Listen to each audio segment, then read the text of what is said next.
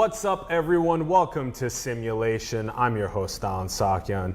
Very excited to be talking about creating opportunities in Bangladesh and worldwide. We have Sadid Bin Hasan joining us on the show. Hello. Thank you so much, Alan, for introducing me. I'm really happy to be at the show, and thank you so much for introducing our audience from Bangladesh and worldwide. And we're really motivated as a nation, Bangladesh, and we have a lot of people who have a lot of capabilities to do really well. Like, there are lots of friends coming over to United States, Europe, and a lot of these people, but the only place where we currently struggle is the opportunities that we lack.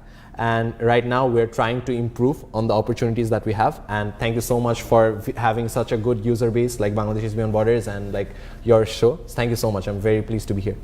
And this is exactly why I invited you on the show, because you have such a strong passion for wanting to help inspire other people to their fullest potential around the world, and especially in your home nation of Bangladesh. Yeah. So this is very exciting for us on the show. So a little bit of background on Sadid, and you guys can see Sadid's links below. He's a very aspirational freshman right now in Minerva Schools, and he is really passionate about entrepreneurship, about education, about data analytics, about policy advocacy, and he's doing work right now with students on Capitol Hill. And we're gonna break all of this down and so much more. I'm very excited to have you on the show.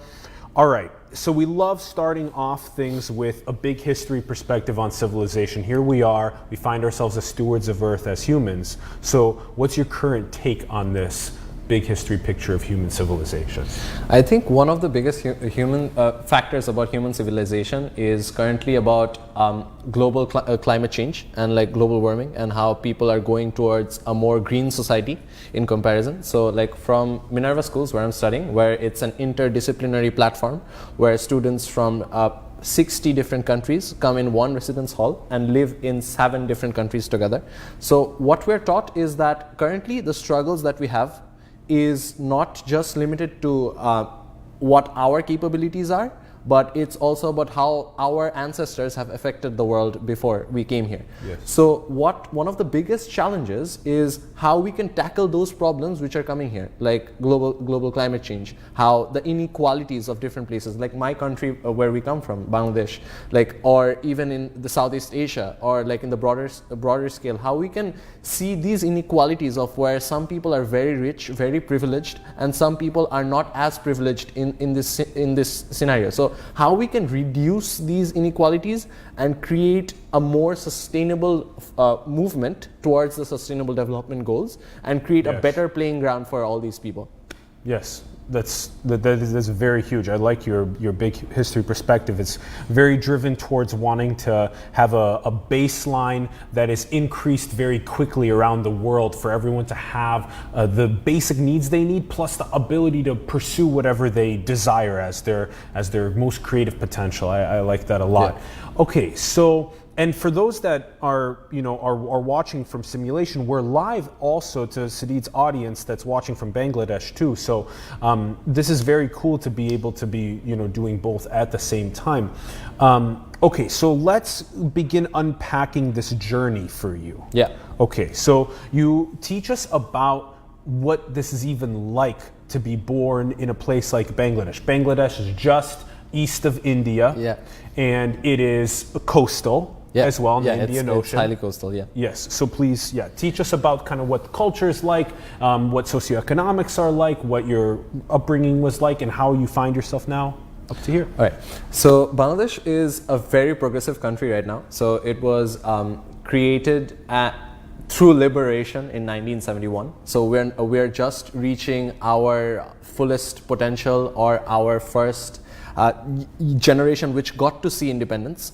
So the story goes like this. We were largely under a governance of Indian subcontinent with Pakistan, and then we had liberated our nation in 1971, and we're reaching 50 years in 2021. So as this time go forward, we see that there has been a lot of progression economically, education-wise, infrastructure-wise, and also through lots of initiatives that governments, individuals, and societies have taken. So I grew up I was born in a small city of Barishal back in our country, which is a southern part of the entire Bangladesh. And then my parents moved into the capital of Dhaka. So in the starting, it was really tough for my family because none of my parents were doing really good when we first came to the capital. So some of the things that we had to go through is that we were living in rented house. We were trying to do good with our lives, and then slowly what happened was, like, my other relatives of my family, they were already into the Dhaka city, and they were already creating more links in their city. So my family got to know about different opportunities through where I could grow. So I'm a single child, and like growing as a single child in such a family where both your parents are working, I think one of the biggest challenges is that how you sustain yourself as you grow. So I started off in a different locality and moving towards different locations within the capital itself. Like, I was studying in one of the best schools of my country. It was called St. Joseph. So moving forward in a scenario where you're competitively the best in your previous school and going to a competitive environment to coming to San Francisco in Silicon Valley, this has been a very non-linear path, I'd like to say, because like nothing about coming to a certain position in your life is always straightforward. But I think like the most important thing is about the grit that we have as a nation. Like, we are the first nation who laid our lives for a language, for our culture, for our wider Bangladeshi nationalism. But what we believe is in the power of youth, in the power of what we have the potential to do in our lives. So that is one of the biggest opportunities and biggest ambitions that we have as a nation. A lot of people are aspiring to do really great, but what's most important is how we view ourselves in the future and how we can facilitate a youth government going forward to create a better Bangladesh. Yeah, you took us back 50 years to when. So it used to be Bangladesh as mostly with India and Pakistan. And then split and has gained independence. Yeah, it gained independence in 1971. 1971. Now it's here. And you started in the southern part of Bangladesh, and then you went up to Dhaka, the capital. Yeah. And then your parents gave you that foundation of helping you get into St. Joseph's. You got there into the high school. Yeah.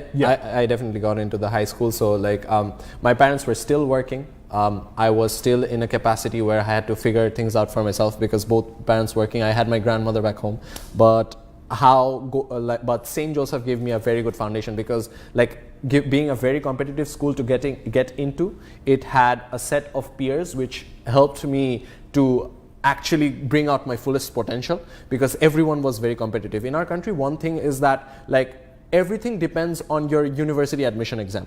So where you get into a good university or a good school or a good company, that becomes the brand tag that you have as an individual yourself. Sure. So one very big thing about this is that people are very competitive de facto because our country is very densely populated. The capital itself has about 20 million people living in a very small place. Yeah. So it's very densely populated. A lot of people have ideas and there's a lot of competition. And the survival of the fittest concept goes very largely into this, that like only the people who are at the top stay at the top, and the others, it's very unlikely if the infrastructure doesn't go forward that a lot of people would be able to shine in that particular scenario. So a core part of my growing or a core part of my understanding is given the opportunity for like opportunity and capabilities that people like me and you have, we have a moral responsibility to look upon these people. And that's why I think a major part of my growth would point me towards going back to my country in summer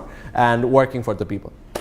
That's right. This what you speak of is this beautiful evolution of your own ethics and of so many people's ethics, like we love to highlight, where there's this realization that if I can help others achieve their fullest potential and achieve what they want to see built in the world, where you're indicating that it can sometimes be more difficult for people of low or middle SES to achieve their ideas and make impact, that if we can help unleash that potential, raise that baseline up across the world and in Bangladesh, this is one of the key, most important things that we can be doing.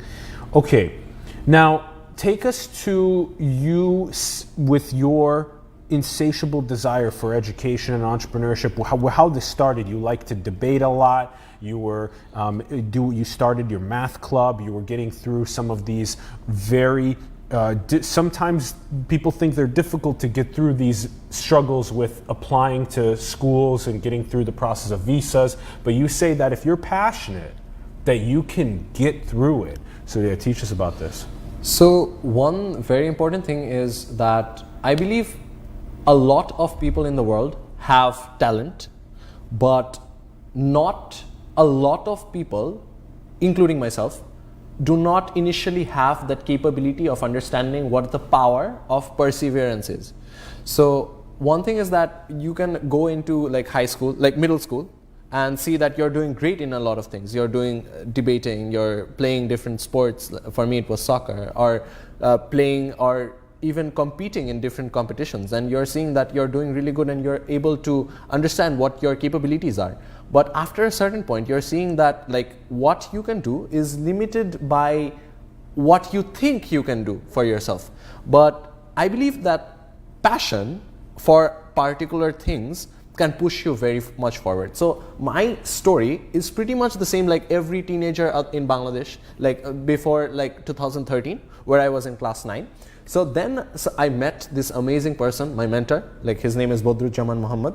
So he told me that in life, the talent that we have as youth is something that we need to channel for a better country, for a better goal, for something which is bigger than myself. It's not just about satisfying myself into going to a very good business or very good engineering university, because like that concept is only limited to yourself. So he told me that in life, if you were to actually go forward, you need to think about what you can do for a community. Yes. So then we went on to think about like what youth government we can create, what youth opportunities we can create, and how we can make ourselves into a position where it inspires others to go forward. So in doing that, I had to experiment with a lot of things. So even when I started in class 4, like I started speaking. Like I loved speaking. I learned that from my mother, that she used to love speaking. She used to love organizing. And my dad was really good in ideating a lot of things. So how you can mix that ideation and your ability to have confidence in yourself into doing something which is bigger than yourself. Yes. So that was the click, and I found debating. Like I had very good mentors. I would love to talk about my mentor Sadid Bin Hasan. My mentor, he was one of the pushing persons who introduced me into this world of debating, and St. Joseph's Debating Club itself. It helped me see that there were lots of pioneers in this field who loved working, who loved talking, and that gave me a brisk into the larger debating community, and to largely see how your views outside your school can be largely influencing in developing you as a person. Because when you're confined within a school, like, and when you're in an environment where opportunities are scarce, you are not always able to see what is beyond the capabilities that you see in your school.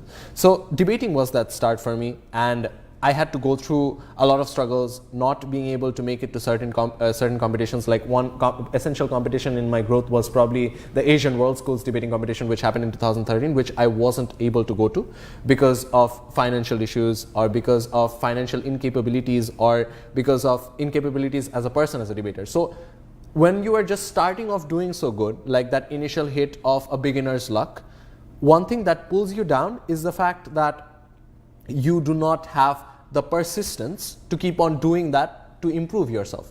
So that initial heartbreak helped me gather myself up with the help of the mentors that I had, and to grow myself up to become someone who does not accept failure as an answer, but I just love to learn from those failures in order to go forward. So that's a very big part of the start where I have. Yeah.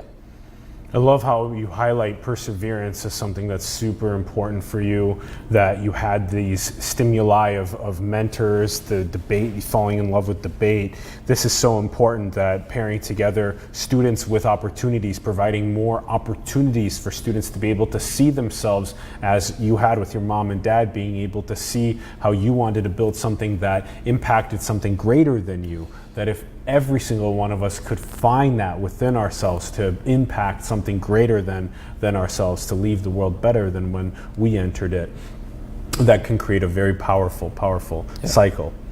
Okay, now, you know, you started hinting at, you know, debate. You also built out the math club at St. Joseph's. Yeah. Yes, so then there's that. There's, you know, you're talking about soccer as well. We have some awesome, you know, images also that showcase some of this work that you were doing, and your start. And so then you find yourself getting more and more into competitions as well, and you know, sometimes we do go through these ups and downs, and to be able to persevere, like you said, through those downs and collect ourselves and get these beginners lucks that keep opening more doors for us is so important. So tell us about kind of that flow for you as you found yourself getting more and more involved with these strokes of luck and persevering.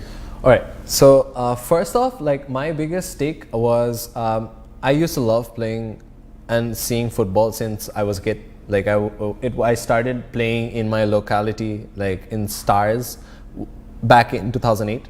At the initial stage, I was just seeing how people play on FIFA, play on like go on and play different things in their particular localities, playing with different people. But one thing that happened is that every person aspires to become something in their life, right? Like some people aspire to become an astronaut, some people aspire to become a doctor, some people aspire to become world changers. For me, it was playing on the field, playing for Bangladesh someday probably. So one thing that happened is that I used to go to school at 8, but I used to go to the field at 7 a.m. No matter if there were earthquakes, no matter if there were civil outbreaks, no matter if there was a storm, we used to play football, we used to play soccer. So from there, I saw that I learned about leadership. I learned about how different people in a society, like how they can act in a team, play what they love to play, and actually like do something great together. It's not just an art about kicking a ball, but it's the art of doing something you love doing. Like the art of doing something beautiful. So a large part of my life was on the football field, and I learned a lot about life on the football field. Likewise, yeah. Yeah. And moving forward, one thing is that just in a particular competition, which you have done for like probably 20 or 50 debating competitions, you wouldn't probably learn a lot of things related to physicality. You wouldn't learn a lot of things about how people interact when they're under pressure, unless you have lots of years of experience. But how I complemented these is that whenever I was at a standstill, like I was struck with chronic jaundice in 2015, for which I had to leave football temporarily. So whenever I was hit with something, I moved on to the other thing. I moved on to the other thing thinking that like there can be more things that I could do.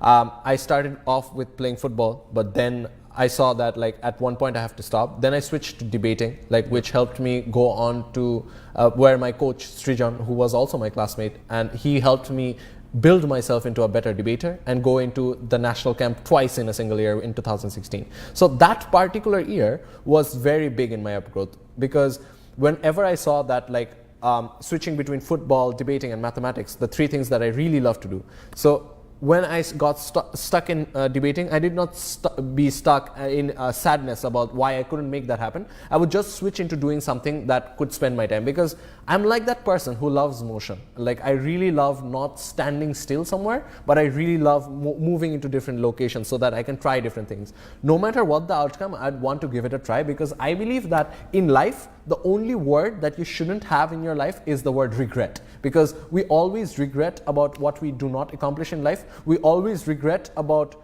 not doing something because some other people might be saying different things about us. But I believe that what is most crucial about our lives is that we need to take that extra risk so that we can go forward. So if you see this picture, this was the first time we had won a very big business competition in Bangladesh. It was called SEMA Business Quiz. So what happened is that we didn't even have a team like 3 days before the competition, but I called my friend like that, like we could actually win this. Like, and it was very ambitious because there were 600 people and like so many people, and there was only 6 teams going forward into the finals. How was a team with no experience beforehand ever going to make it, or even audaciously even going to win it? So we made a team. We thought, why not do it? Because the point in time when you're most strong is the point in time when you have nothing to lose. We had absolutely nothing to lose. We were not even thinking about winning. We were just there making this exam. So one funny thing about this stake is that our team was named after a friend. The team's name was Turhan Pathan.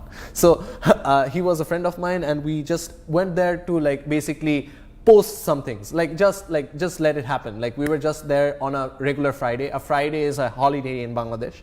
So just going there on a Friday and just sitting with your friends and casually giving the exam. So having a 60 minutes for a written exam, we did it in 40 minutes and we closed it. And we had 9 or 10 answers which weren't answered. So I was just looking into what might be the guessing scenario over here. Like let's guess 9 or 10 of these answers. And surprisingly, the intuition worked for us. We got 9 out of those 10 guest answers work, and we were the first team emerging over there. And thankfully, due to my friends, we had the ability to win this competition in the end. So that was one of the peakest moments of my life at the beginning phase back in 2016, when I had to eventually shift from debating, because that was the time for our college applications to United States and different places. So if we move forward from this image, like we'd see like what happened forward. So quick on the way, just so interesting how one of the key ways for someone to also finding themselves at their full creative potential is diversifying their interests. Yeah. So when you have mathematics and debate and football as 3 things that you're super passionate about, that when you hit these walls, you break through them by kind of oscillating to another one of your passions and hyper focusing and going through the walls. I really think that's a crucial key. It also builds a mental model that is across fields as well, which is really great because you can learn different things across those 3 principles. And that's great that you doing this is also very important. It's like taking the risk of going into competition state and only being able to challenge yourself and challenge the friends and colleagues that you have. So this is another one. Yeah, so this guy is one of the most brilliant juniors I've ever met. Shout out to him. His name is Irti Zairam. So this was about Quanta 2016, which happened in 20th of November in 2016. So one funny recollection, if I would want to share about this, is that we had a team for going there, and like October is the month where you have to apply for your United States college applications, right? So I had just applied to my early decision in October 2016. And moving forward, like we had our final examinations coming up, the thing which decides whether I'm going to graduate or not. So one important part about it is that we had a team, and our team was consisted of all my classmates. And we were supposed to go there on 17th November to India, flying over to India in Lucknow, which would be my second time abroad. Only my second time, and I was very excited for this because we had a very jam-packed team, we had a very strong team. So the exams were on 20th November and onwards, and those were the most crucial exams, the maths and physics examination. But I just had to go off this risk because like this competition started on the 16th and ended on the 22nd, and I knew that if I could break it here, then that would have been a very solid point for me going forward. Yes. So I talked to my principal, I talked to my teacher, his name was Prince Sir. I'm really grateful to him for giving us this opportunity and sticking by us when we were in a position where we found no one else who could help us in this. So what suddenly happened is all of my friends had to drop out from the team because they had to focus on their studies. But I was sure that like we had to take this risk because without the risk, I'm still being the person who anyone else could become. Why would I not go onto that journey which my mentor in 2013 taught me? Why not be bigger than yourself? So I formed a new team within a week with 4 more people who I didn't even see a week ago. We go there, we fly off to India with Prince Sir. We were sitting there in the this quiz is about the math quiz over there. So we sit there in the exam hall, me and Iram. We were giving this exam, and both of us did not have that intuition back then about what higher calculus might look like the differential equations of like multiple degrees, how you can solve them. So we were giving the exam, we were doing really good, and we were hopeful about going to the final stage, right? So one thing that happened is that they called 12 preliminary teams, and we were not one of them. Both of us were shaking. We were like having a thought that we took such a big risk. Our final exams was on the door. We risked them, and we are now going to have a more difficult set of examination papers, which we will have to tackle back when we go home. And all this for nothing. What were we doing? But suddenly, the luck favored us at that point, and we got called to the second round of the quiz. And suddenly, we were finding ourselves to be in shape. That was the point. Both of us broke into a scenario where we had nothing to lose, and we were back into that SEMA phase. Like, we were back into that phase where we just felt that this is the moment we can win it all. We weren't afraid of any competition. There were like national teams from Brazil, there were national teams from 30 other countries. There was Jordan national team, probably the United States national team as well. But we were not even representing a broader population, but we were representing St. Joseph over there. We were representing a part of our nation, which was the only team of our country over there. Yeah. So 2 of us on the stage with 11 other champions of their district, and now we're sitting and we're not even looking at our competition, we're actually focusing on our thing. So at that point where you lose yourself completely, you're answering A for America, B for Bangladesh, like you choose your options. And finally, when the final round is coming, there was the cliffhanger. So there is this team from Germany who practiced particularly for this competition. So they were champions for 3 straight years, and they already won it because they were like saying answers in 4 or 3 seconds, which was inhuman from any human standard. They were just practicing so good.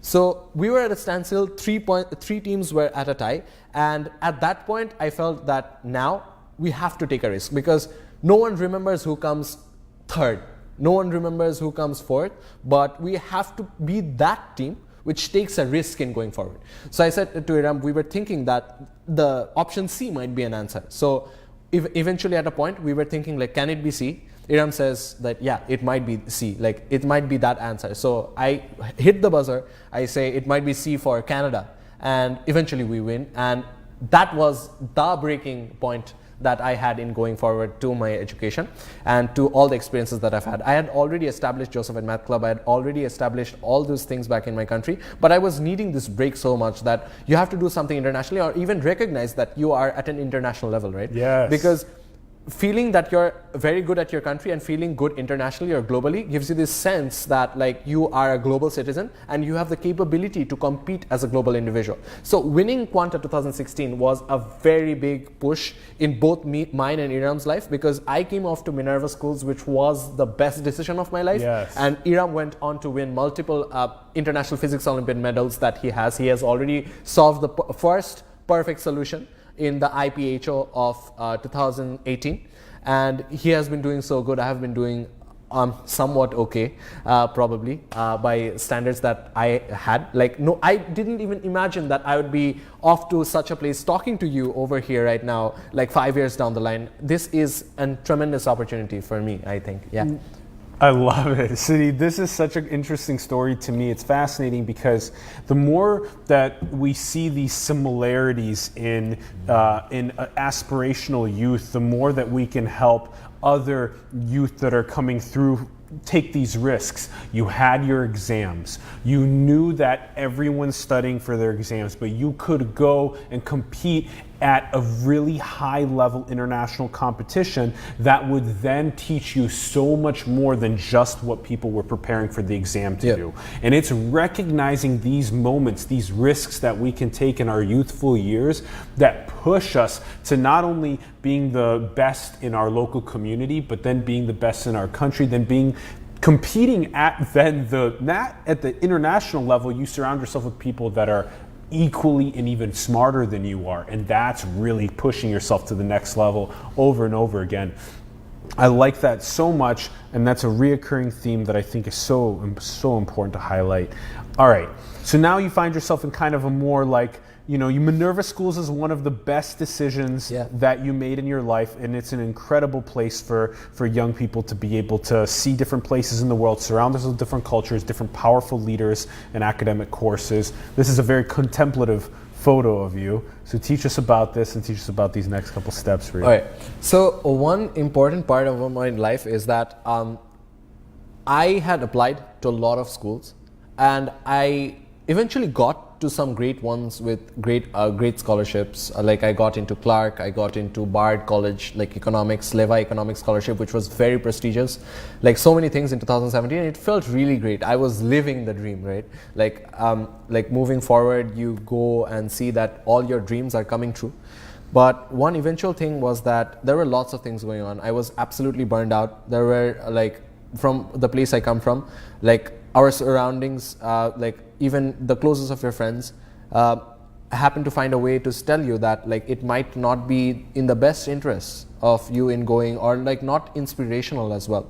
So finding yourself in an environment which is not inspirational, which doesn't help you into identifying what you can be in your fullest potential, drains you out a lot if you were to struggle in your own path, right? So like if you are doing something which you really love doing and there aren't a lot of people who share the same light or who do not inspire you, there is a point where you burn yourself out.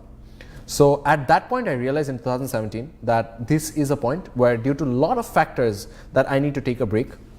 At April 2014 I got this decision that I was able to go to a lot of places, but I chose not to. I chose not to because I thought that I needed a break from this life. I needed a break from everything, basically. I needed to have some time on my own where I could focus on like myself, and I could focus on like my family, and I focus on developing more skills and applying again, because if I could do it this time, I could do it again. So the most toughest point of my life was back from May 2017 to August, and eventually through June 2018. I'll tell you why. So in those years, like most of my friends, like my best friend is currently studying in Vanderbilt. So we had done everything together, and it was a very sad moment for me to see him go, because I wanted to board on that flight together with him, because we shared this dream for so long that we are applying everywhere. Like no one, there is no information symmetry of like applying to these universities, right? Before you actually go forward. Into applying to different places, you do not have that information as to like how to apply to different universities when you actually start applying. So we figured that all out.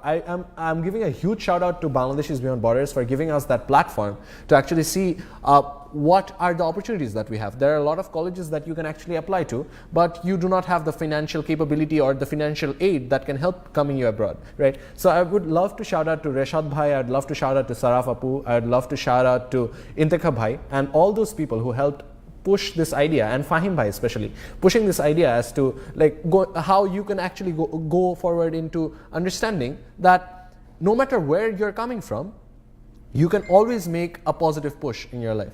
I would just like to tell like all the students watching right now that if I could have made it, if Alan could have made it, you definitely can make it, and that's a solid that's a solid contentment.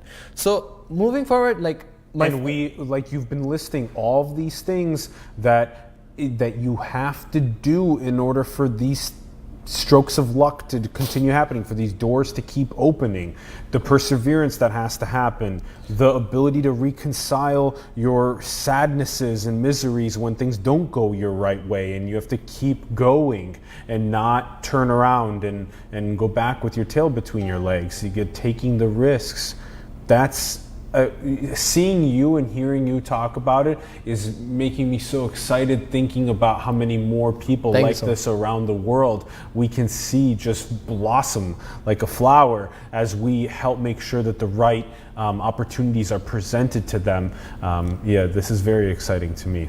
All right, so I'll go a bit more about this story. So like just before, like the image that was there, like about my this thing. So like after like my mini fiasco of like my parents had gone through a car accident, like during that time period in 2017, from like in May or like June, everything was going wrong. Like everyone was going abroad. I was thinking that I might not make it, because all I had prepared was for going abroad, but I hadn't done a lot of things to get into an engineering university, partly because I was not very motivated into studying that, right? Yes. So one thing that happened is that I talked to a lot of friends. I went about 30 to 40 kilometers to different people's house asking for advice as to what to do. People who had already made it big in their lives. Like I remember I was coaching for this business institute in my country, and I just after the coaching I took a bike and I went very far off, like 20, like it's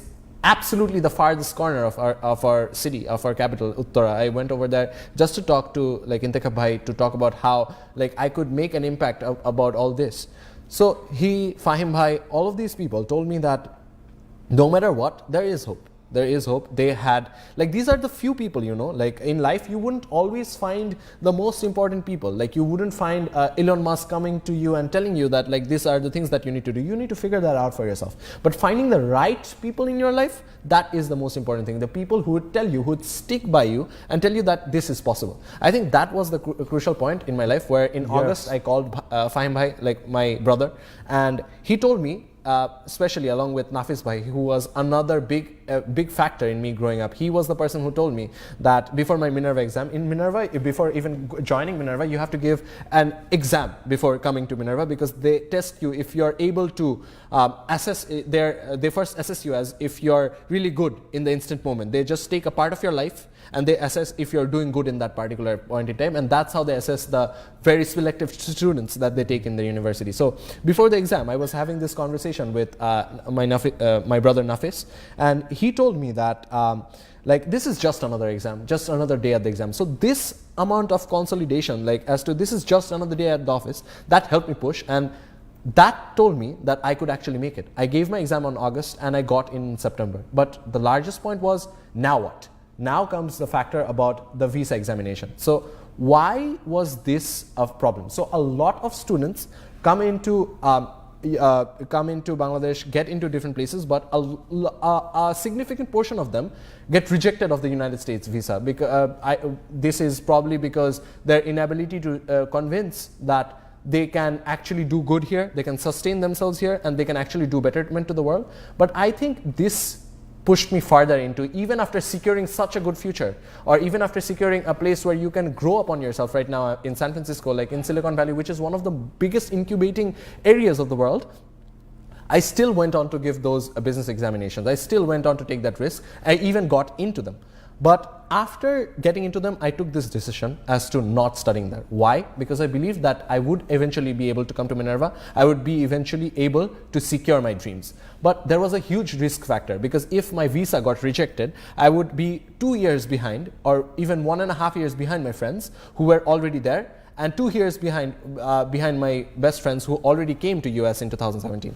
So taking that risk, I formed a bicycle team where we used to bike 30 to 40 kilometers every day. I made new friends, and I finished 24 games with my father on the PlayStation. Like having that family time, which I didn't have the time before. Like I didn't have that closure with my dad. I didn't have that ability to like interact with myself innately, giving spiritual time to myself and to grow as an individual. So I think that moment where you see here the image on the bottom is that it's very scarce, like nothing is there, it's very shallow. But when you look up, there's so much enlightenment when you can look up to this. So this gave me a better push towards going to a future. And I believe that if I were to come here in September 2017, I wouldn't have done such a good job. I would have probably settled for mediocrity. Yeah, that's right. You want, and I wouldn't have gotten this pressure. Right. Correct. Yeah, the same thing comes up for us a lot too when we're thinking about, oh, why isn't this opportunity ready for me now? Well, there's maybe a reason why that is showing up for you later in life. I like how you indicate the people from around the world. When we think about this, sometimes it's difficult to wrap our minds around into what it's like to live somewhere where when we sell our time for money, that we can only earn the thing that we want in a period of maybe a year or 2 years, versus somewhere else in the world economically you can sell your time for where you can get that thing in a month or 2 months of working. So there's just a huge difference in terms of passing your time in different areas that are more or less economically developed, let's say, and what that means. So if you do something like, if you do take something like this example of you persevering through the visa and helping other people, inspiring them to persevere through the visa issues and getting through all of the applications to the different organizations. Now I want to, let's keep going. You go through Minerva School, you find yourself now pursuing your passions through Minerva School, finding really good opportunities, and then you end up also collaborating with NASA on the students on Capitol Hill. Keep going with this. This is interesting. Right. So finally, one surprising thing happens. Like I go, like my parents give me about 200 Bangladeshi taka to take a photo for the United States visa. I take the risk. I take that money and eat a burger instead, and submit a demo photo of myself. Like I took a picture of myself through a phone, like, and I then submitted. And I was thinking it was fine because my friend told me that he got the visa the same way. So like that happened to be a minor fault in my end, and I think I'm really sorry. You shouldn't be you shouldn't take risks like this. You need to take calculative risks. So what happened is that they approved my visa, but they said that you need to submit a picture, and that was a scary moment because like even if you're approved, anything might go wrong, right? So I went into my interview one day after our annual Eid celebration, and then we went on to seeing that like 10 days later I get the visa, and finally everything's set. Finally, after Quanta happening, after a wait of nearly 2 years, in July 2018, I get to know that I'm going towards my dream, right? So this long wait is like that long walk to freedom, but this is the point where you shouldn't give up, because I was so near to giving up every dream that I had. And I told myself, and that is the point that being stubborn is very necessary. That is the point where it's very necessary that you need to be stubborn in your capabilities, right? So one thing that happened is that I told myself that this can happen. I told my friends that this could happen. And even the most essential people in my life were starting to having a doubt about like whether I'd eventually make it. But that's also a good test. That's also a good test, right? Yeah. Because like in the end, like no matter how many people you trust, no matter how many people you love, in the end, you need to love yourself. Love yourself, believe in yourself. Love yourself and believe in yourself. And finally, I'm here in Minerva Schools. Yes. So that was a short point of my journey. But the most important thing that I'd like to highlight in today would be Crossroads College Consulting, like something that we have gotten up. And one motto that we have is to create accessible education for people in Bangladesh and worldwide. Because I believe that these opportunities that come for people come through the opportunities that they can find for ourselves. We had a dinner with our CEO, Ben Nelson, like a few days ago, and he told us one very important thing, that in life, you'd have every opportunity that comes in your way from now on, after we came to Minerva. But what before? What are those 5 significant ways that you make yourself, you give those SAT exams,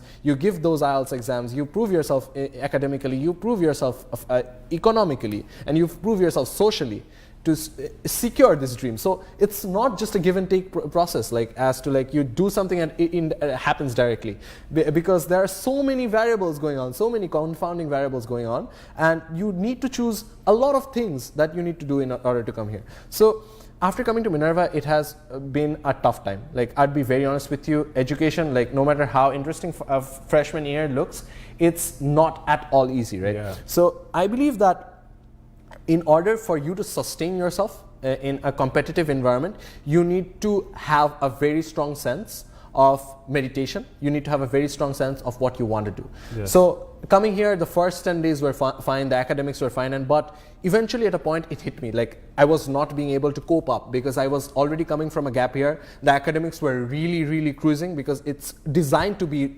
very condensed. Yeah. Because we are one of the most selective universities. But even beyond that, one thing is that our pedagogy and our academics is set in a way that we'd have to spend nearly 40 hours per week just studying of what we study. Yeah. So like the tensions related to this made me cry at deep nights, like at late hour of the night. I was still thinking about what I could have done right. Yeah. So many stuff going on, like missing family, going through that nostalgic burst because you delved yourself so much into your country, you delved so much into the family relationships, but suddenly all of these feel blank. And I'll tell you this interesting story. I also booked my flight back to my country back in October, but I had this chat with my dad where he told me that you have come this far and millions of students of Bangladesh want to come in your position. So why are you not seizing your opportunity? Why are you not seizing the day? Why are you just doing that? You should be able to go onto that ability to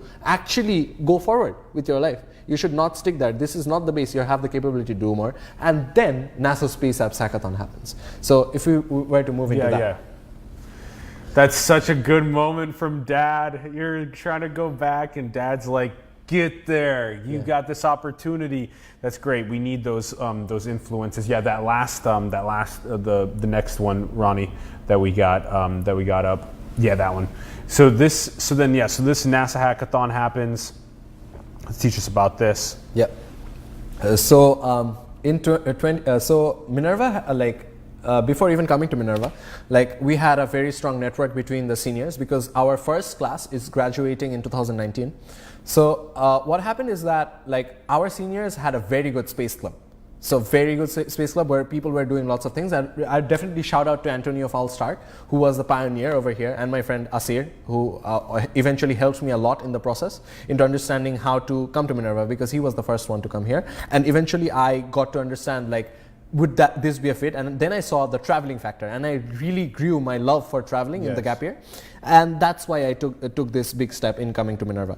So on 20th October of 2018, we as about roughly 20 people go on to NASA Space Apps Hackathon, which is probably one of the biggest hackathons, global hackathons that happened. And in the end, we got to form a team. This is my teammate from Minerva. His name is Haitham. He has been one of the most crucial parts of my growth at Minerva. And these are two random people we met in NASA Space Apps Hackathon, and we did not even have a team in the first day of the hackathon. So his name is Kusha, he's Ali. So we formed this team in the first day, and I made an idea in about 15 minutes thinking about how we can create a virtual reality experience for students or people around the world to feel like an astronaut in Mars. So we use NASA's 3D database to create Space Trove, which would help people invest in specific places of Mars, right? So you're in a location where Earth is inhabitable, and now you are prompted to go to space.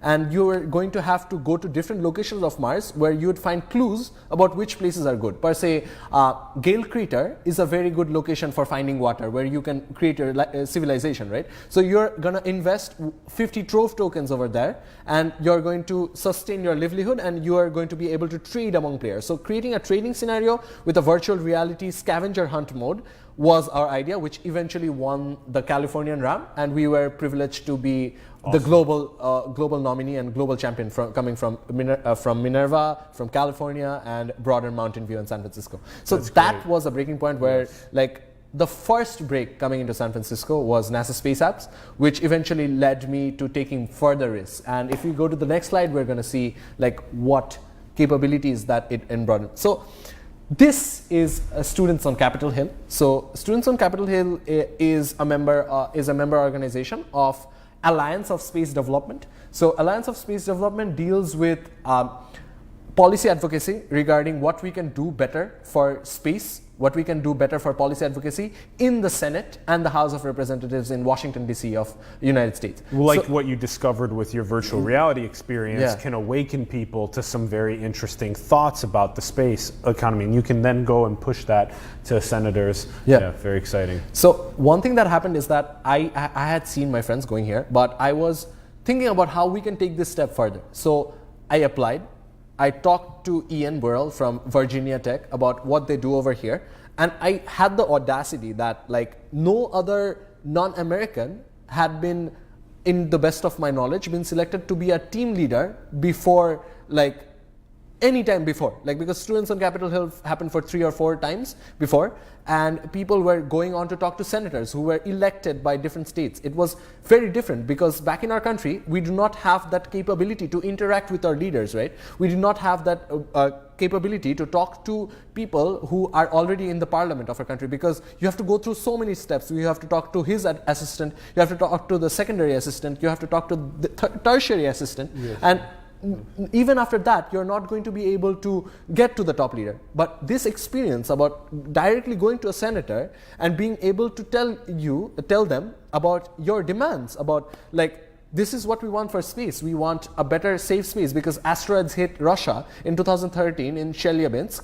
but we want a better system from NASA so that the Office of Space Commerce can actually enact these laws into the system so that we can have a better space, better scenario where people can go to Mars if they want to. So having to be the first non-American to lead a team of veterans going into Senate, that was a crucial opportunity in my life. I had already been to Mexico with my very good friend Abraham, and that gave me a wider perspective into the global scenario of how Chihuahua, or like how the Mexican X, or like the border, or going to a Mexican wedding itself, like all these things, and spending a new Christmas, like spending my first birthday in a different country, like these experiences. And one funny thing is that after this, the amount of love that I received, like I had the ability to meet two of my very close relatives after 5.5 years. I met my best friend from school, Ishan Palma. I also met my aunt, one of my closest aunts back in Virginia, Maryland, and I had a journey over 8 cities of United States. So I went over to Vegas, I went over to LA, I went over to Texas, New Mexico. I had my first opportunity at skiing. I went over to Maryland, I went over to Washington, I went over to Maryland. All these places, and also into Mexico, like these places helped me see a broader perspective, that it's not just about the congested phase of San Francisco, because at certain times, no matter how inspiring Silicon Valley is, at a certain point it feels very mechanic as to what you want to do with your life, right? So having this broader perspective as to having that intuition about your business abilities or your ideation abilities, this helped me push to go more forward. So that was a crucial point in me sustaining to see myself as someone bigger, even bigger, with this flag in my hand. So I believe that, like, as a Bangladeshi, I aspire to be big, and I'm really thankful to Minerva Schools and the broader Bangladeshi community to inspire me to a point where I could have taken these risks. And you're still pushing. You're pushing with Crossroads. You're pushing with BioCurious, with the Power of Pause, with the students on Capitol Hill, with taking what's in your passions and breaking through all of the barriers and getting towards a place of greater success and trying to help other people realize that full potential within themselves as well. I love the mentor programs as well that you're aiming to help inspire, just helping push down these opportunities for more people and enable them to see themselves and love themselves and push for themselves and build a better social fabric. It's very strong stuff. We wish you continued prosperity, the greatest prosperity, Sadid. All right, let's do a couple just quick questions on the way out. And this is you tackling your fears. You're going skydiving. What is it, tomorrow? Nah, it's not tomorrow. So like soon. So two big plans is that, like, I was working with multiple startups in San Francisco because Minerva gives us the opportunity to interact with a lot of civic partners in San Francisco. So I had the opportunity to work with LiveGuide for a month, where we worked about connecting mentors with students and professional networks and develop them in a way that they can be so big in and understanding their potential. Second, I had this capability to work with Rachel from Google, where we work with emotional intelligence, and we create a system where people can take a pause out of their lives. So like if you look into her hand, looking at that for 30 seconds and zooming out to feel yourself in the moment into going forward, like these are the things that I've been doing. And even though like there are lots of internship applications that you can do, and I have had the utmost pleasure and gratitude for finding those, like I think like I would still be wanting to go back to Bangladesh, to the audience who are still with us today, like finding a space where people who are from an unprivileged background, they can find something. So this image is a representation of what I'm currently doing. So I'm very afraid of heights. So like this is rappelling, you're on a single rope, the rope can tear down anytime, and if you fall, you basically die. Like it's no going back. So holding on to that rope and trying out something new just because you want to overcome that fear, want to feel limitless. I love it. Is the point where you have to take the break. So like me, Haitham, and all the friends that we have in Minerva, we're trying to do this thing. On the 17th of March, which is a very special day, like we want to make a skydive from about 13,000 feet, where we'd have a minute in the air, dealing with our fears, like basically dealing with our fears. Into like jumping into the unknown. So I think one big part of my day is, or big part of every day is waking up feeling that like pressure, like you have that jaundice, like every day, like feeling that weakness, like, but from a perspective of a survivalist scenario where like you grow up within toxicity, you grow up within so many comments, you grow up within like so many obstacles. coming to a point where you have abundance, coming to a point where you are not sure, you're all alone, you have never had the opportunity to make your own food or go through such harsh academics coming from gap year, comprising all this with your work, with your life, and keeping that balance in going to make a sustainable future, I think that required a lot of grit. And coming from a place where privilege was not a very big word, and fighting my way through, just being just another ordinary Bangladeshi kid, I think that if I have the capability to do it, you have the capability to do it, and Bangladeshi students have the capability to do it. So I think that is the biggest takeaway from my life, that I want to work with Crossroads. I want to make education and higher education accessible for most people around the world. Absolutely. So that education is not a hit or miss opportunity, but it's a choice. We want to make sure that people have a choice in what they do in life. And I hope that through the inspiration that I get from people like you, and from the opportunities that we have in our hands, we are able to create a society, or we are able to create opportunity for people where they have the capability to come on and talk about their lives and inspire people in their journeys. Because my journey wasn't like just hit it and everything goes into place. I've been to 1,000 debates, I've been to 100 math Olympiads, I've been to 1,000 football games. We lost 90% to 95% of those things, and only 5 to 3% of the things that we have won, and we have held on to that inspiration to take the risk going forward. That's right. So I think these are the things that make yourself differentiated from an ordinary person just going about what they can do in their life and just passing their time, versus being someone who thinks of a bigger dream, a dream which doesn't allow them to sleep and allows them to go aspire and create opportunities for people. I think that finding happiness in creating opportunities for people is the current motivation that keeps me going forward. Yes, yes. You speak about this with great wisdom for your youth, and we look forward to seeing you achieving everything that you set out to do. All right, quickie on the way out. Yeah. This is simulation, so we must ask you, are we in a simulation? I think we're in a simulation, and people like Alan have a very big capability to highlight more than 300 people who are aspiring in San Francisco and Silicon Valley. Like, he has this capability of like drawing out their stories. So I would like to make a comment about simulation if this were the true things.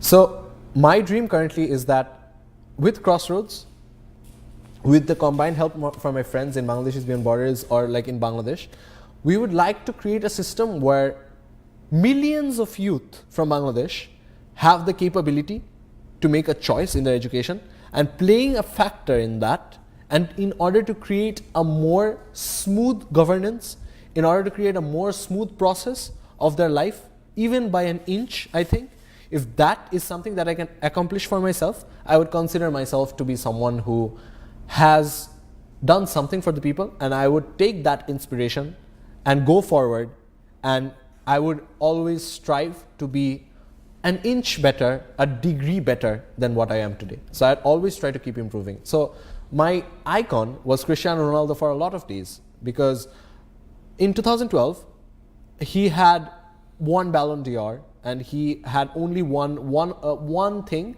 in comparison to his arch rival like Messi. 5 years down the line, he told that in his mind, he was the best.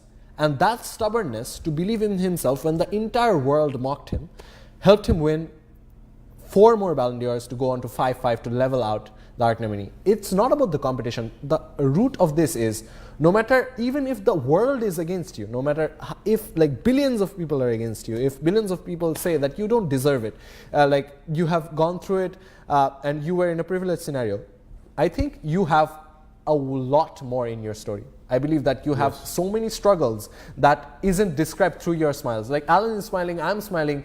We have so many struggles behind our back. We have so many pierces behind our back, but we choose to look into the happier side, that happiness project, that optimism part of our lives, to hold on to that and build upon that. So I think that building up would be my simulation, and that's where I would want to see myself. You're getting through all of the objectives of leveling up your character in the game. Yep. Last question is, what do you think is the most beautiful thing in the world?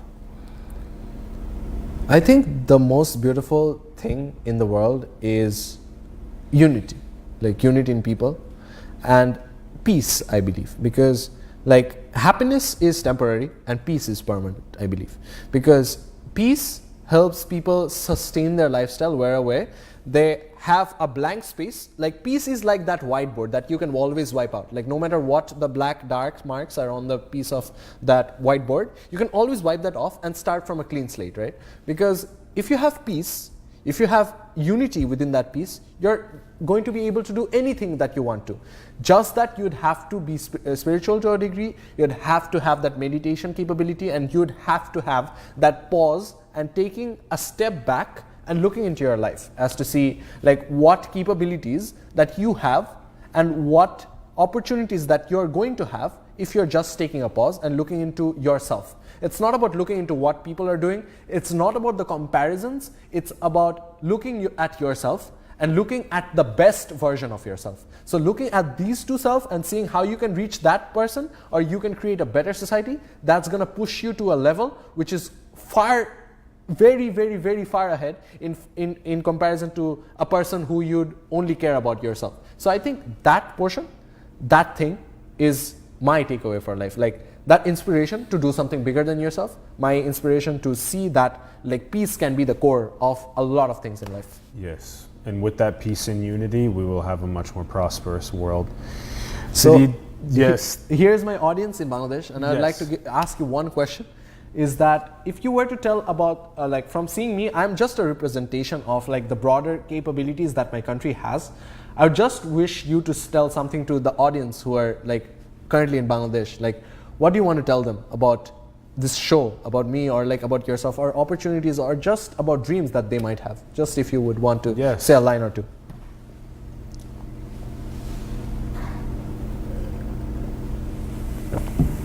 It can be absolutely random. You don't need to be very thoughtful. Just advice to. Well, it's very important for me to be thoughtful. I don't treat anything frivolously. So I love that about you. Yeah, I love that. Yeah. So something that inspires a sense of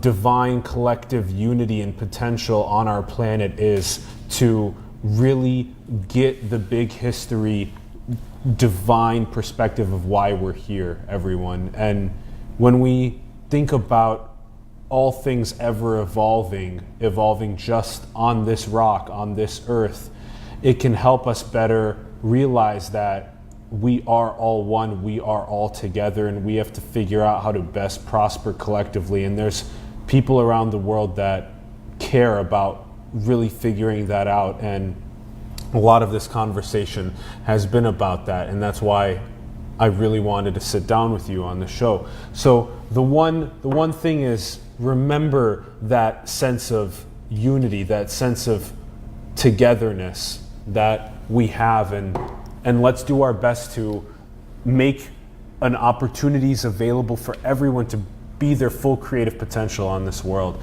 and really figuring that out. So that would be the thing. And I want to thank you so much for coming on the show. No worries. Thank you. It was a privilege for me to come here and sharing with you. Thank you. Thank you so much, Alan. Thank you. It's been a pleasure. It's been a pleasure to be here. It's been a pleasure to sharing my story and learning a bit more about the takes that you have and this amazing platform called Simulation Series. Please subscribe to it, I hope. And I'd say that like I would want us to believe in ourselves in Bangladesh. I'd like the world to believe in themselves and just give their part of the their part of the puzzle to the entire big story, right? So I think if we have that commitment within ourselves, if we have people like Alan working, if we have people like these people around us working right now, I think it's highly possible for us to achieve anything that we deem impossible right now, because impossible isn't a word, it's just a state of mind. Possibility is the permanence. Love it. That was so solid. Thanks everyone for tuning in from Bangladesh. We greatly appreciate you and all the friends around the world. Thank you so much for tuning in. Also, I want to thank you guys as well for tuning in. Greatly appreciate it. Thank you. We would love to hear your thoughts in the comments below on the episode. We would also love you to continue supporting artists and entrepreneurs that you believe in. Help us succeed in our communities, help build a better social fabric around us, everyone. Thank you to Ron Vargas for producing and directing. Thank we you so love much. you very much, Ronnie. And go and build the future, everyone. Go and manifest your dreams into Be the the world. simulation. Be the simulation that you want to see in the world. Keep leveling up, baby. Yeah. Much love and take care. We'll see you soon. Peace. See you soon. Thank you so much, guys, for hosting.